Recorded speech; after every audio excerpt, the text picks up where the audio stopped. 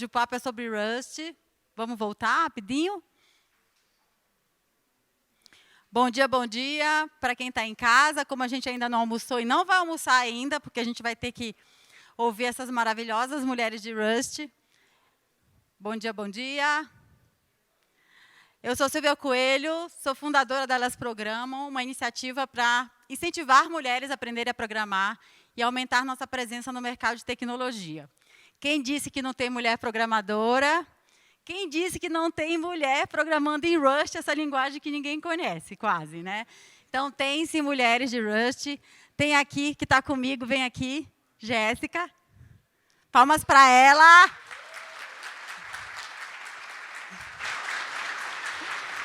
Olá.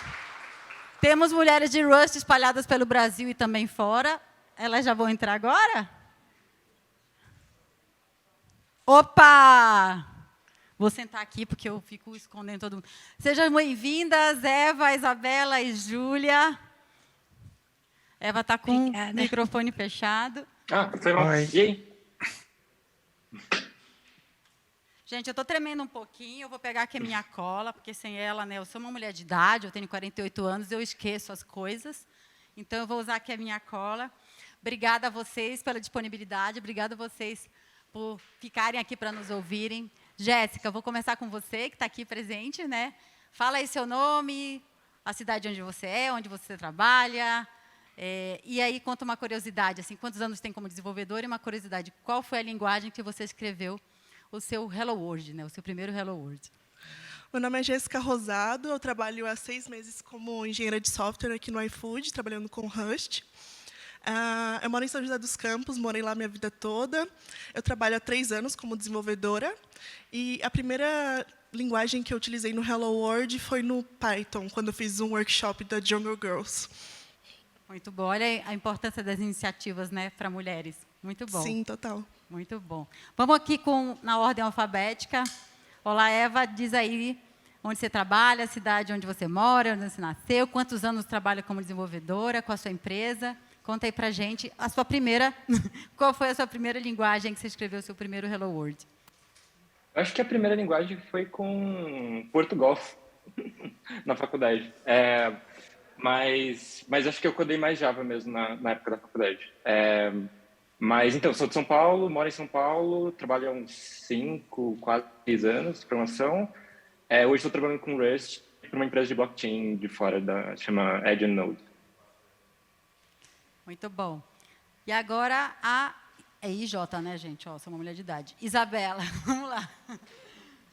Meu nome é Isabela, eu nasci no Espírito Santo e atualmente eu estou morando em Winnipeg, no Canadá. Eu trabalho há 3 anos como desenvolvedora e atualmente eu sou uma programmer na Ubisoft e minha primeira linguagem foi C. Minha também, boa.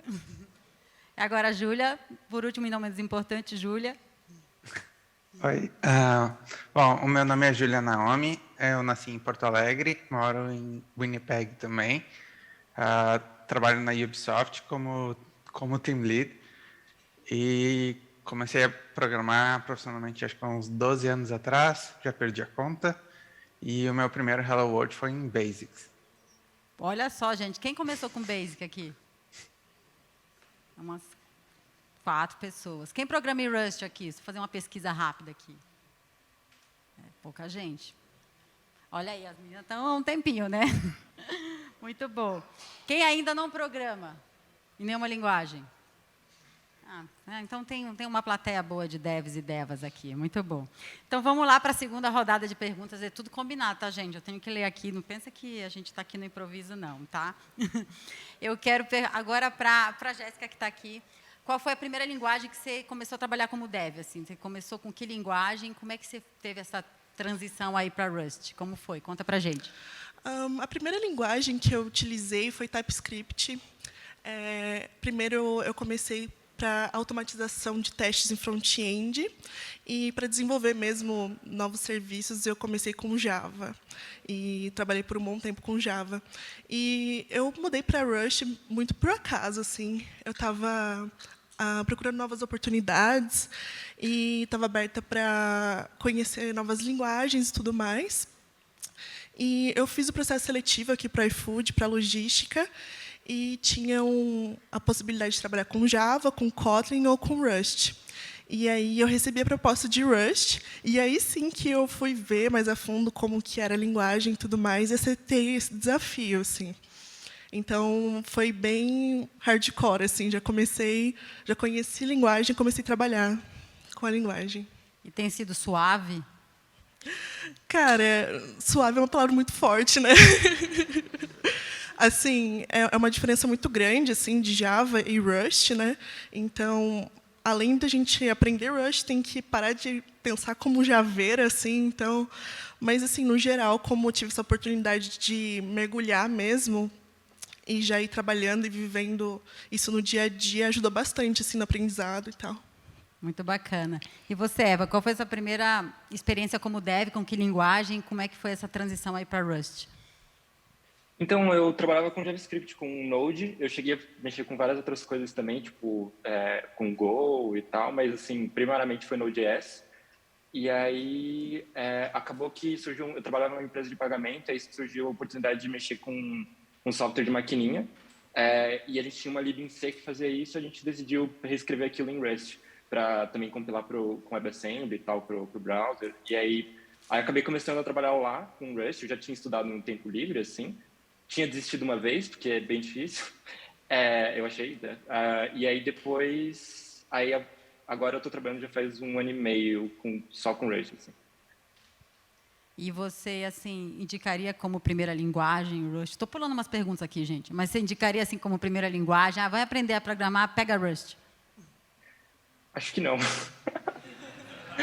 Eu achei legal que o Nico mostrou na talk atrás, né, 2 atrás, que tem uma iniciativa, acho que Rust Sedu, alguma coisa assim, né, para educação, para ajudar as universidades a, tipo, acho que ensinar Rust, alguma coisa do tipo, como primeira linguagem, né. Eu não sei muito sobre, assim, mas eu confesso que mas, enfim, eu não acho tão simples, mas, sei lá.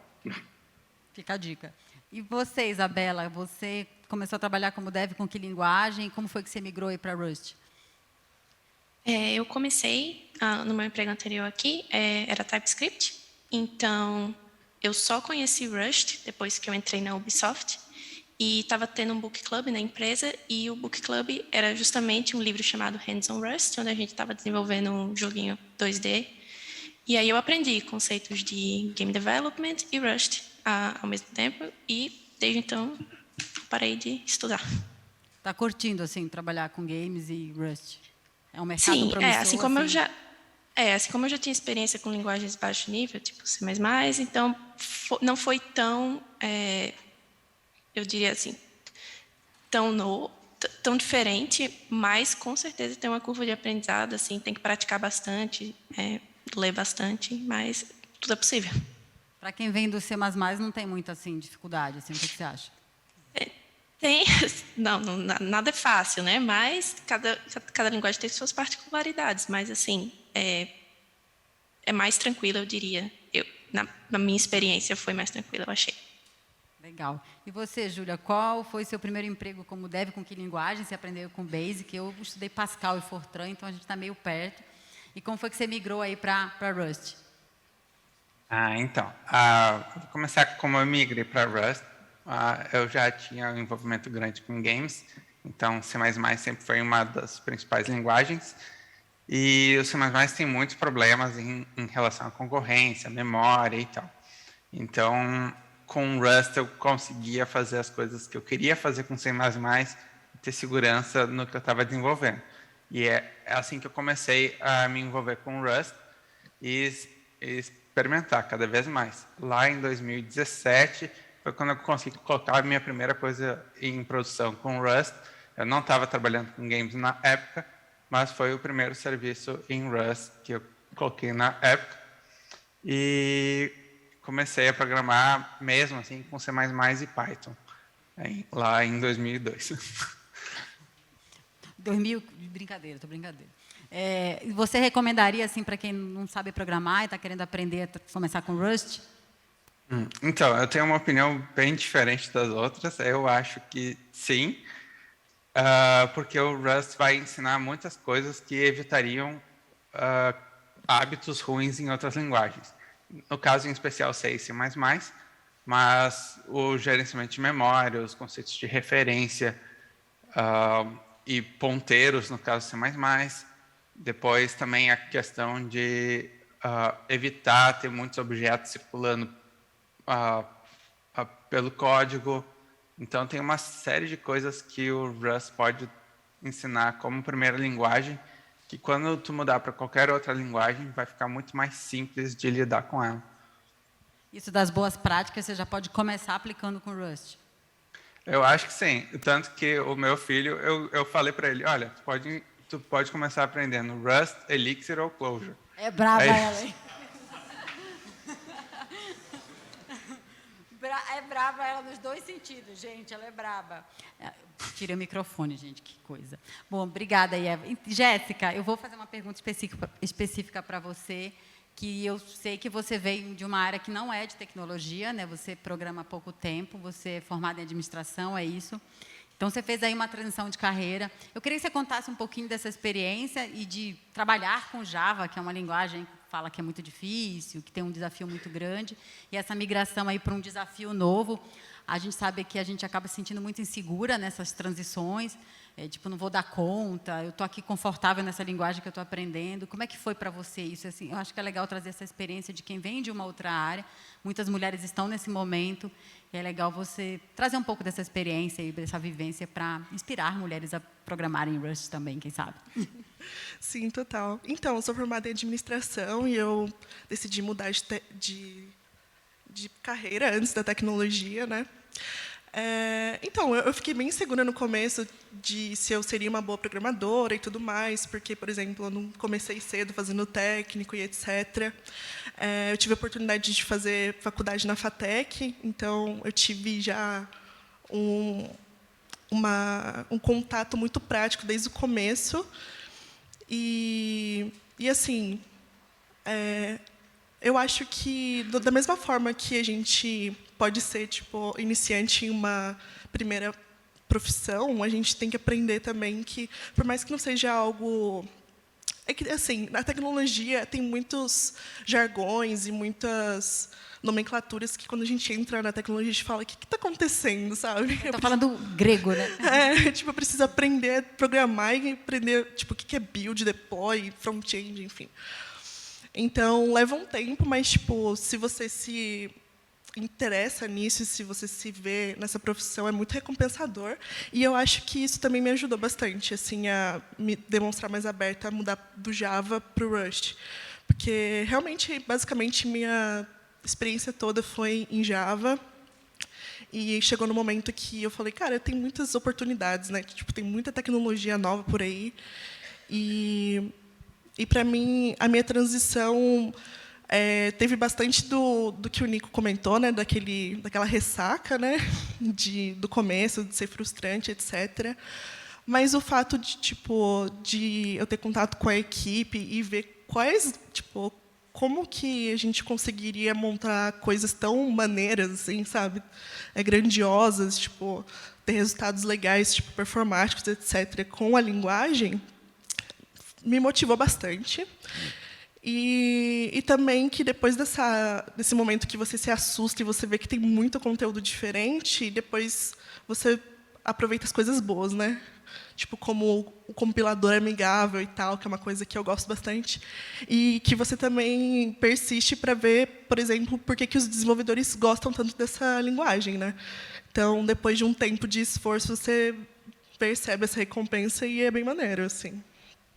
Vamos fazer um jabazinho, né? Você trabalha aqui no iFood, uma linguagem nova, assim, como foi essa chegada no time, né? De como que foi trabalhar online para uma linguagem nova, foi bacana? Diz que sim, por favor. Sim, está sendo bem bacana. O pessoal tinha conhecimento, né, que eu não sabia nada e tal. Cheguei lá completamente noob. Uma coisa que me motivou foi quando eu recebi a proposta e eu vi, né, o Rafael até comentou do Medium, do iFood, que tem sobre por que foi escolhido o Rust e tal. Lá tem muitas informações, assim, métricas mesmo, mas do porquê que foi essencial, essa mudança de linguagem, eu achei isso bem maneiro. E também tem um podcast do hipsters.tech, que a Vanessa e o Rony participam, que eles falam sobre Rush, que também me despertou bastante interesse. Mas entrar nesse time novo, assim, com uma linguagem nova, assim, eu fiquei insegura, né? Eu acho que é bem normal, tipo, eu era a pessoa do time que menos sabia, mas como o pessoal já teve esse comportamento de tipo estimular pair programming, né, a gente programar junto, e eu também ter a curiosidade de correr atrás e tipo fazer uns merge requests meio cagado, assim, né, tipo, e receber feedback. Eu acho que faz parte, assim, né, você entra num time assim insegura, mas com o apoio dos colegas, eu acho que fica mais de boa, sabe, com o tempo. Essencial, né? Total. Muito bom. Beleza, obrigada. Isabela, você fez uma transição de aplicações web aí no Canadá mesmo, você trabalhava com TypeScript aí, pelo que eu entendi. E como foi assim para essa mudança para o mundo dos jogos? Facilitou? Você já está trabalhando como desenvolvedora? Porque o pessoal tem curiosidade de como é que trabalhar fora do Brasil, né? Então, eu comecei como, basicamente, eu era front-end, fazia mais front-end, e a linguagem que eu tinha mais contato era TypeScript. E, assim, eu não tinha antes nenhuma experiência com jogos, eu nunca tinha mexido em nenhuma game engine, eu não tinha feito nada assim específico de jogos, então, quando eu comecei na Ubisoft, como a Jéssica estava falando, assim, muitos termos novos, tudo era muito novo, mas, com o tempo, você vai absorvendo, assim, você vai aprendendo e vira algo do cotidiano. Então, eu acho assim que tudo é experiência, tipo, a gente vai aprendendo, vai viver um dia de cada vez e acontece. E o Rust foi importante nessa sua decisão? Te atraiu para essa área? Como foi? Então, Rust eu conheci quando eu já estava dentro da Ubisoft. E ela eu não conhecia antes, quando eu estava trabalhando com web. Legal. Tem um potencial aí de carreira também para quem está de olho em Rust e pensar em desenvolvimento de jogos. Mas no caso aqui do iFood é logística, né, Rafael? Você me falou. Ó, gente, temos vagas. Cadê o link das vagas aqui? Arrasta para cima. Temos vagas. Ai, ai. Bom, deixa eu voltar aqui para o roteiro. Eu ia falar com a Eva sobre essa transição de... Já trabalhava em outros projetos e tudo, e agora trabalhando com blockchain, que é também um outro potencial aí com Rust. E como foi essa mudança, né? O que você tem aí de insights para a galera que está de olho em blockchain? Não, mas é logística primeiro. Olha o link das vagas. Até é uma coisa interessante que agora que eu me lembrei, porque assim, eu não tinha contato com nada de blockchain, eu não era do meio, não participei de nada assim antes sozinha. Muita gente que entra no meio já tipo, às vezes já brincava com alguma coisa no tempo livre, ou usava algum projeto. Eu acabei entrando na empresa que eu tô por conta, inclusive, de meetups de Rust aqui em São Paulo. Tipo, eu conheci uma pessoa que trabalhava para essa empresa que eu tô e, tipo, ele sabia que a gente falava sobre Rust e tal, e aí ele falou, você não quer falar aqui? Aí teve toda a questão de aprender sobre blockchain, assim, de novo, tem um monte de jargão, um monte de coisa que eu não sabia nada, assim. Não que agora eu manje muito, mas agora, tipo, eu consigo andar sozinho e tal. Eu até acho que eu tinha pego, o que ajudou bastante foi, tipo, um livro da O'Reilly lá que eu li, que era sobre Ethereum, assim, alguma coisa assim. Mas acho que funciona que nem a gente estava falando da Isa de, tipo, ir para games, assim, acho que o domínio você acaba aprendendo, assim, tipo, enfim, Você viu, não precisa saber muito, precisa saber, mas é legal reforçar a importância de participar de eventos como esse, né? Para conhecer as pessoas, se conectar com profissionais, conhecer as vagas, saber do Medium, por exemplo, que eu não conhecia. Então, é muito importante a comunidade se conectar e criar essas relações aí futuras de oportunidade, gente. As vagas estão em todos os lugares, a gente precisa ficar atento. Muito bom. E, Júlia, para você que já tem um tempo aí de experiência com Rust, perdi a sua pergunta aqui, mas eu vou achá-la. Quais os desafios técnicos a linguagem Rust atende muito bem? Você falou um pouco sobre aprender boas práticas já no comecinho, isso daí resolveria uma série de questões no universo de devs, né? Imagina começar a linguagem já com boas práticas, mas que desafios técnicos a linguagem Rust atendem muito bem? Tá. Então, eu já tinha comentado também um pouco sobre concorrência. O modelo de concorrência do Rust é mais simples do que a maior parte dos outros modelos de concorrência. Ele também é mais funcional, então é mais fácil de entender em qual momento tu está do estado da aplicação. É mais fácil de distribuir ele do que muitas outras linguagens também, por consequência. Então, concorrência é certamente um dos principais casos.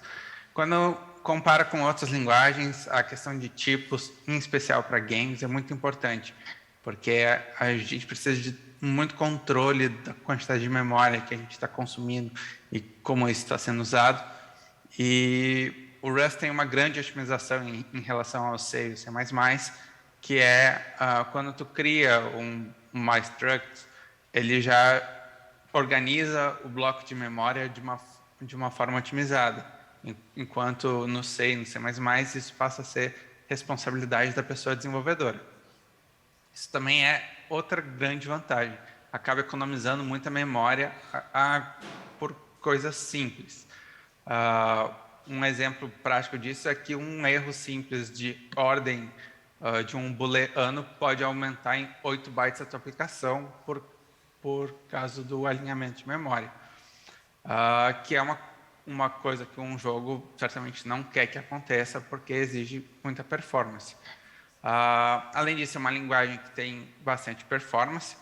E a outra coisa, não sei se a maior parte das pessoas sabe, mas trabalhar com C++, em geral, é muito complicado por conta do gerenciamento de pacotes, que é uma coisa que é um vácuo na comunidade de C++ desde sempre. Atualmente existem algumas formas de lidar com isso. Existe o Conan, existe o SharpMake, mas eles ainda assim são muito limitados em relação ao cargo. Eles não buildam, eles não otimizam, eles não formatam. Para tu usar um formatter, tu precisa de algo como o Clang ou C++, o GCC, e isso é muito limitante no quesito produtividade. Então, o Rust consegue, de forma simples, otimizar produtividade, consumo de memória e concorrência. Acho que esse é o ponto alto do Rust na minha carreira, é isso. E um caso interessante em relação ao Java, uma época, quando eu coloquei o Rust em produção pela primeira vez, eu estava trabalhando com Java. A gente tinha alguns serviços que atendiam uma demanda muito alta de requests e constantemente falhavam, e uma série de problemas vinham de estar usando o Java ou a JVM. Um dia, em um spike do time, a gente colocou Rust em produção em 2 semanas e os serviços Java caíam uma vez a cada semana, pelo menos. Depois de 3 meses com o serviço Rust rodando em produção, o PO veio perguntar o que tinha de diferente naquele serviço que estava ali sem cair há um tempão e respondendo todos os requests do que os serviços Java não estavam atendendo. E aí a gente mostrou, não, olha, esse serviço aqui é Java, é Rust, e por isso que ele não está caindo. Enquanto os Java seguem caindo, seguem com o mesmo problema. Isso foi, assim, essa segurança de que a chance do Rust falhar por qualquer motivo mais básico era menor, foi suficiente para o PO se interessar e puxar a briga do Rust. Então, esse é o ponto que eu acho que o Rust pode brilhar. Assim. Microserviços de alta performance e aplicações que tu precisa de muita concorrência, muita otimização de memória, muita performance. Esses são os pontos-chave para mim. Que aula, hein, Júlia? Gostei.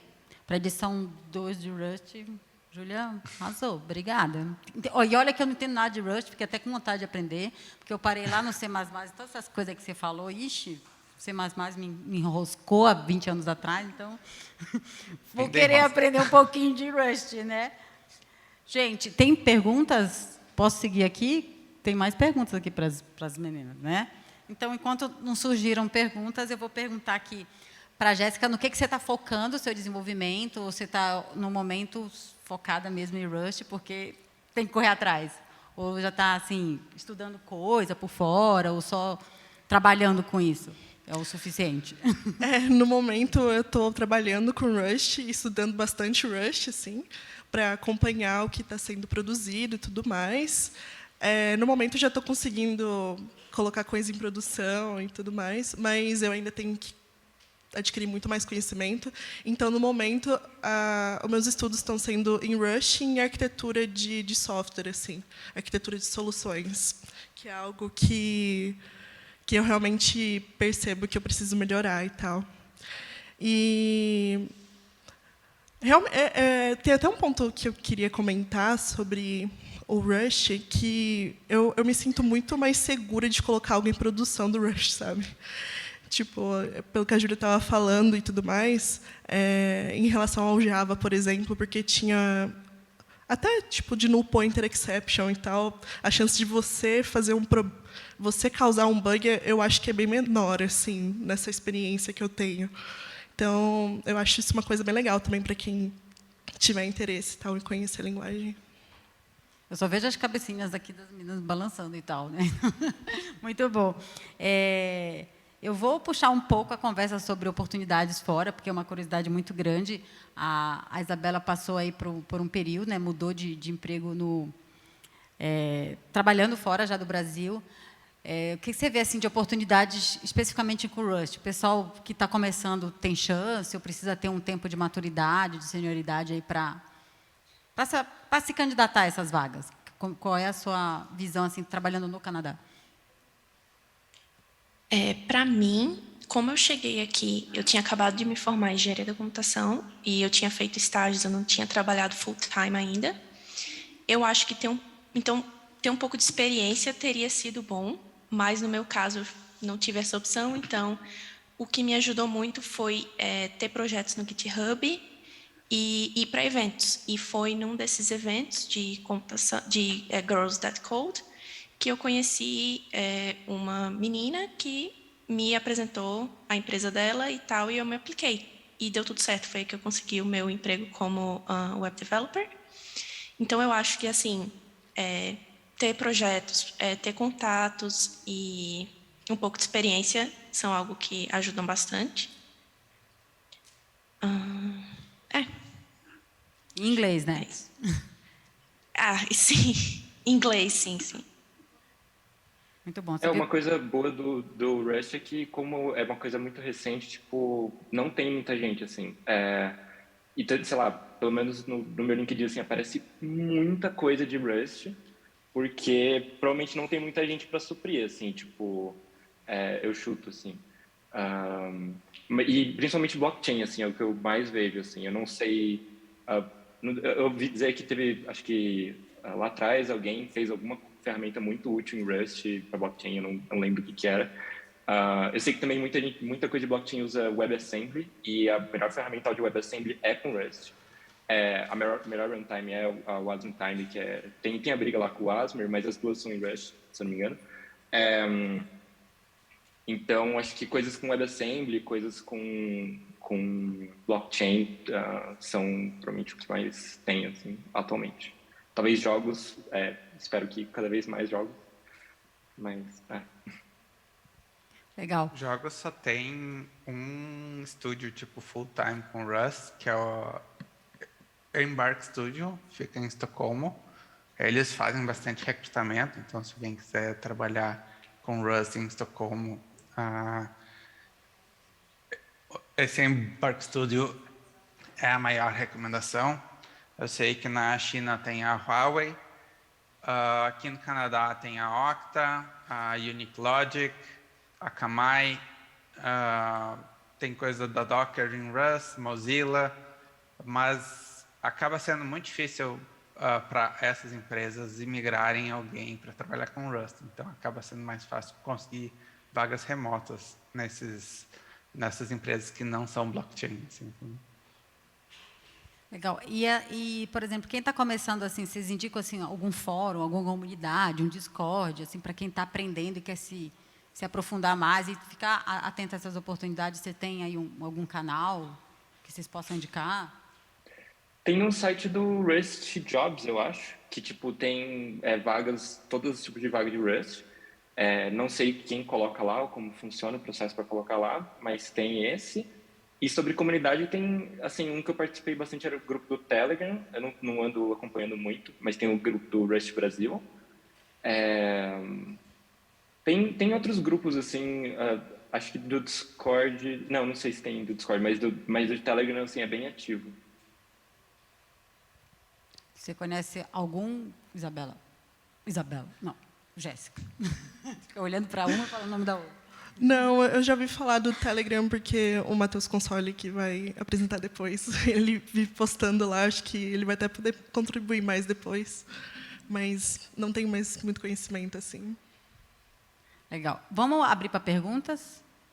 Onde eu olho? Eu tenho uma pergunta e depois eu já levo para você. Acho que tem um negócio no Rust que é o bendito do Borrow Checker, que é uma pedra, é a ressaca antes que o Nico falou. Eu queria entender um pouquinho da experiência de vocês, a primeira experiência de vocês com o Borrow Checker, e aí especificamente para a Júlia, que já está há mais tempo, como que você tem ajudado outras desenvolvedoras, desenvolvedores a entender, né, a sair do outro lado com relação a essa feature de Rust. Tá. Bom, no início, o Borrow Checker era realmente complicado, assim, e principalmente em 2017 ele não tinha erros tão claros. Teve um grande esforço da comunidade de deixar os erros mais claros e ter sugestões melhores para os erros. Então, isso foi sempre bem complicado, mas desde o início eu já via que os resultados ficavam melhores. Assim. Aí eu rodava a aplicação, achava todos os erros, corrigia, aí vinham mais erros e ficava nessa curva de erros, corrige, até vir um programa sólido, bom, que eu conseguia confiar e ver que tipo, essa aplicação tem futuro. Atualmente, eu já consigo prever o código Rust na minha cabeça sem ter muitos problemas com o Borrow Checker. As regras de ownership e Borrow Checker já são relativamente claras na minha cabeça. Então, uma das coisas que eu faço é, por exemplo, essa semana, eu e a Isabela, a gente pariu com uma outra colega para explicar como montar um serviço gRPC com Rust e com runtime assíncrono. E foi assim, suave. Eu acho que não teve nenhum erro de Borrow Checker nos 2 dias que a gente estava programando. Assim. Então, essa coisa de fazer pairing e explicar o que tu fez e por que tu fez isso e não aquilo, em especial quando compara com C++, que é a nossa principal linguagem, vale muito a pena, é muito rico.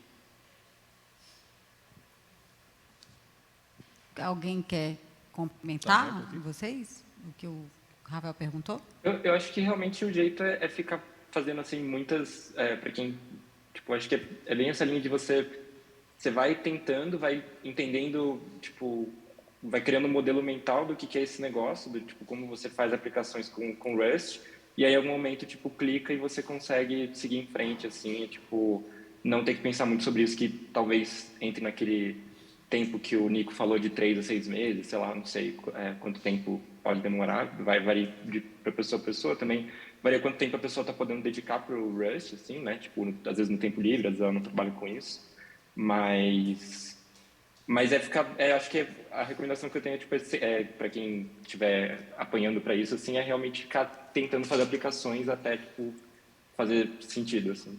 Inclusive, no próprio livro do Rust, o gratuito que tem 3 aplicações que você faz que já é alguma coisa, assim, um comecinho, assim. Boa. Isabela, quer falar alguma coisa? Jéssica, porque tem uma pergunta ali. Eu posso falar que eu ainda estou penando nessa. Tipo, tá um pouco mais claro. Ver a teoria ajuda um pouco, mas eu acho que mais no dia a dia mesmo, assim, e vendo dar erro e falando, mas por que está acontecendo isso? Então, eu acho que é um processo mesmo.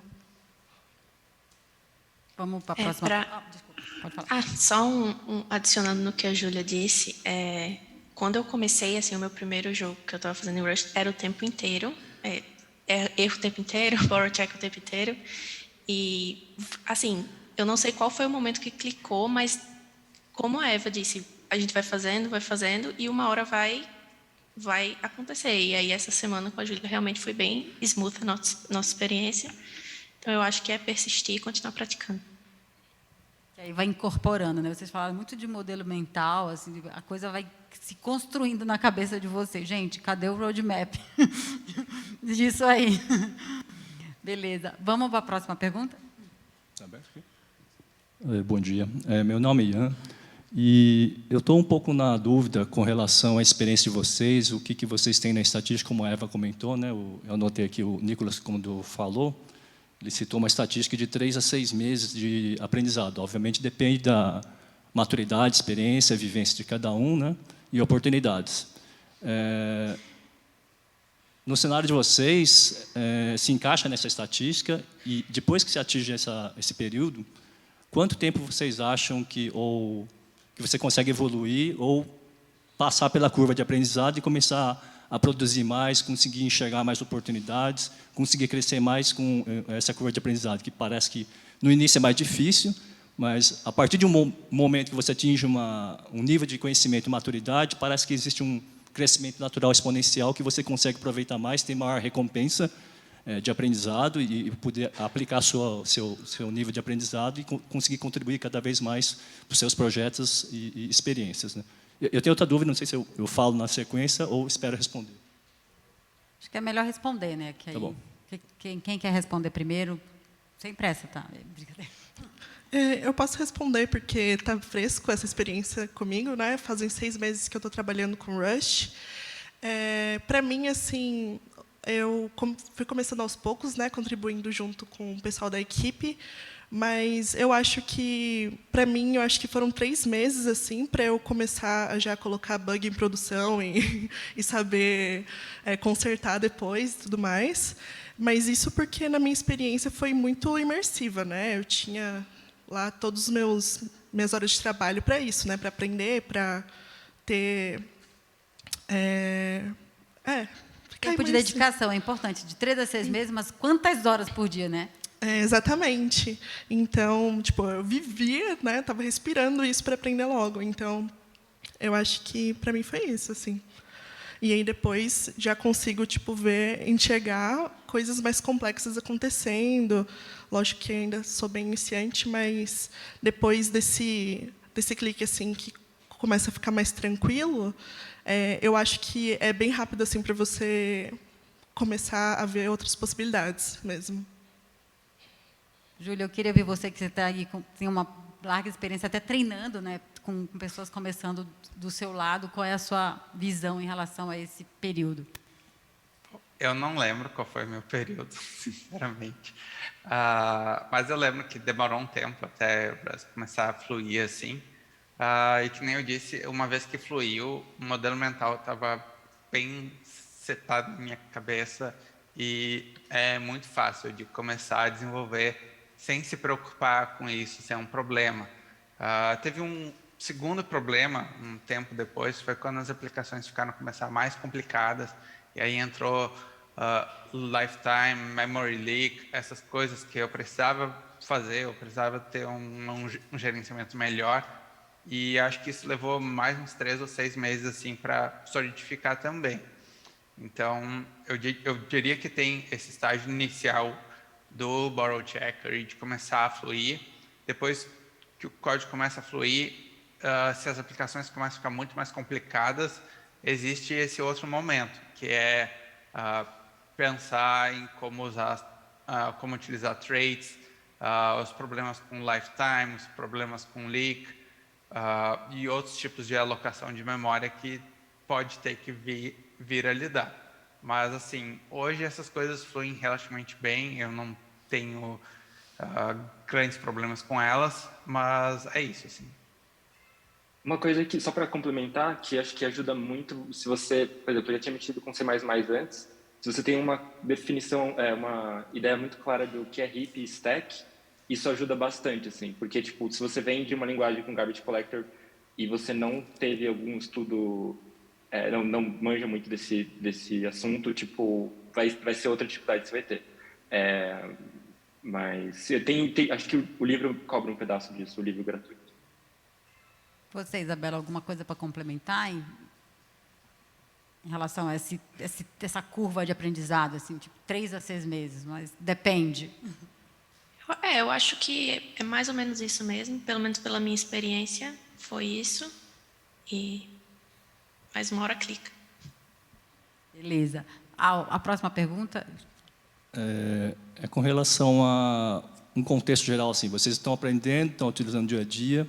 Como é que é a colaboração? A gente pensando em comunidade open source, que está muito imerso hoje em dia nas empresas, eu creio que isso seja natural, né? Quando vai precisar de uma ajuda, uma colaboração, obviamente dentro do time, né? Isso tem uma grande sinergia naturalmente, mas de repente você não consegue a solução, você não consegue o insight, você consegue, obviamente, como o perfil da maioria dos desenvolvedores da área de TI é muito autodidata, então o pessoal corre atrás, o time corre atrás. Mas se existe colaboração, por exemplo, na comunidade, de repente você precisa de ajuda, pega uma matéria no Medium, ou então em algum grupo do Telegram que seja, ou então, acho que Roots SP, São Paulo deve ter aqui, eu li no prospecto, né? Como é que é essa interação, como é que é a colaboração dentro dessa comunidade aí que está se crescendo, fortalecendo? Né? Boa pergunta. Nossa, no Telegram a galera se ajuda muito, muito, muito mesmo. Pelo menos assim, eu já vi, se posta uma dúvida lá, o pessoal responde bem rápido. Assim. Ou até você pode procurar se já teve uma parecida, assim, mas nesse quesito é bem tranquilo, eu sinto, assim, se você participa, tipo, tem bastante gente que ajuda, tipo, o console, inclusive, ajuda bastante. E até louco, né? Porque por conta da comunidade de Rust também, sei lá, vamos supor, o cara que tá morando aqui ele também é desenvolvedor Rust, ele tá assistindo, acho que agora, e só conheci ele por causa de Rust, assim, tipo, e até uma coisa no quesito, tipo, como uma coisa nova, né? Uma época eu estava trabalhando com WebAssembly mais diretamente, tipo, a gente encontrou algumas barreiras porque não tinha implementado coisas, e se você vai lá nas issues do GitHub e tal, o pessoal responde super rápido, tipo, a gente já teve que discutir, tipo, no trabalho que eu tô e em outros que eu já trabalhei também, tipo, take in issue, assim, e ver, tipo, porque não tinham resolvido algum problema e tal, a gente foi ver por quê, ou, tipo, se ia rolar ou não.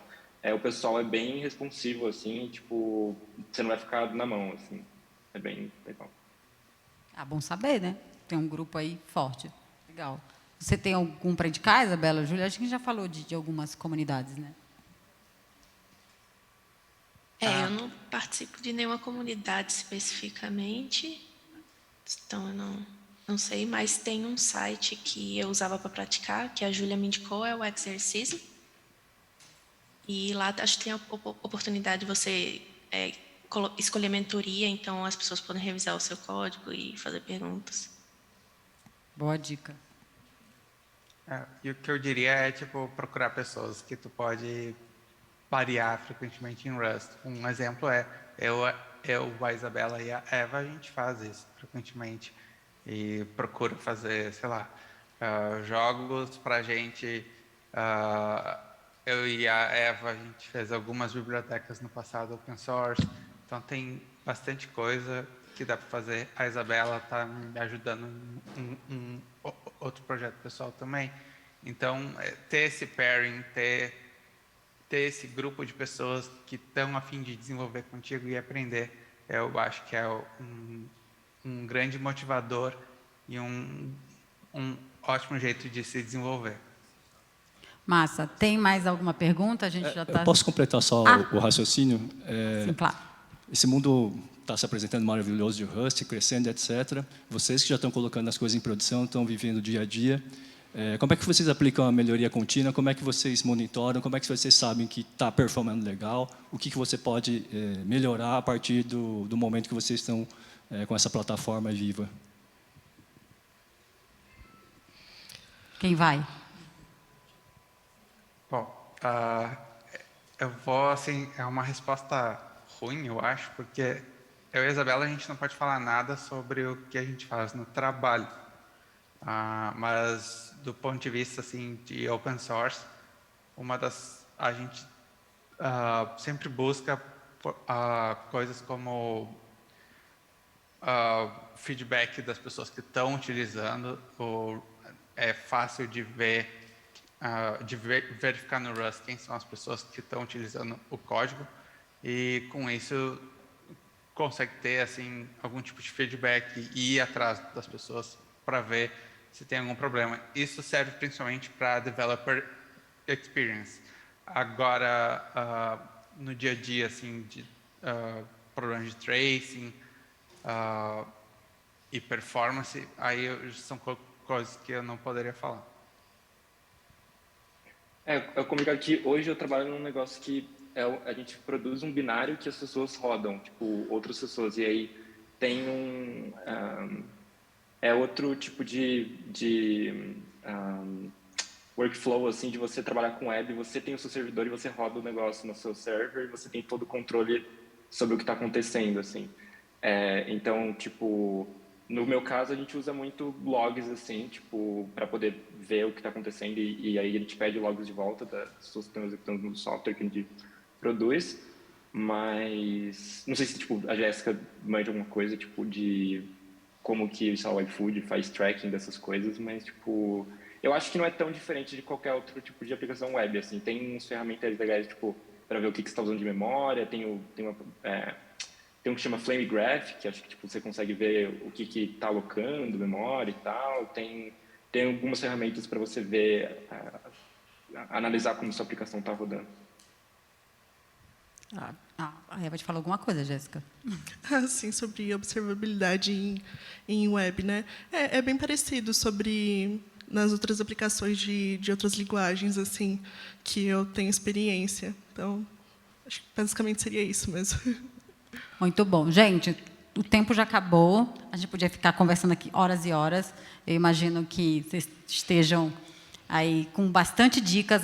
Eu ia dizer assim, deixa suas dicas finais, mas eu acho que vocês trouxeram muitos insights, principalmente para quem está começando, onde... Tem que olhar para alguém? Para quem está começando ou quem já está trabalhando com isso, eu acho que foi muito bacana a contribuição de vocês, mulheres de Rust. Gente, obrigada aí por terem acompanhado a gente. Obrigada aí vocês que tiveram essa disponibilidade toda de conversar comigo essa semana. Foi muito bom conhecer vocês. Eu queria saber se vocês querem deixar alguma rede social, se vocês estão aí disponíveis para conversar depois, para quem quiser procurar. Também não precisa, porque eu deixo, né? @elasprogramam, gente, me sigam no Instagram. Mas se vocês quiserem deixar aí algum contato de LinkedIn ou de GitHub, sei lá, fiquem à vontade. Se quiser deixar algum recadinho para a galera, essa é a hora. Vamos lá pela ordem alfabética. Eva...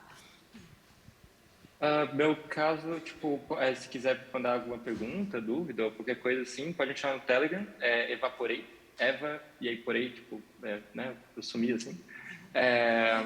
Boa, agora que eu entendi. Eu falei, pô. Tem outras variantes, mas por que eu estou usando esse? Aí o meu GitHub acho que é esse também.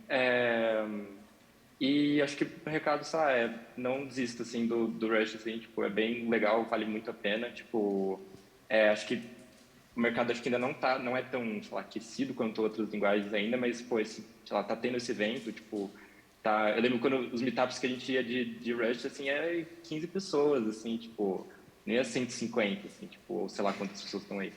E quantas pessoas estão online. Então, tipo, tá crescendo muito, assim, e, tipo, é super legal, assim, você acaba habilitando novas habilidades, assim, como, tipo, desenvolvedor, assim, tipo, de... meio que você baixa um pouco o nível, assim, de, tipo, o que você tem que pensar, assim, é bem legal. Legal. Isabela? Acho que o jeito mais fácil de contatar é o LinkedIn. Qualquer pergunta, qualquer coisa e... recado é keep going. Boa. Opa, Júlia.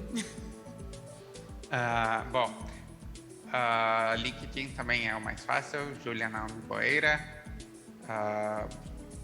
Depois, meu GitHub é Naomi Jub, mas LinkedIn é mais fácil para perguntas em especial. Legal, obrigada. Por último, e não menos importante, Jéssica.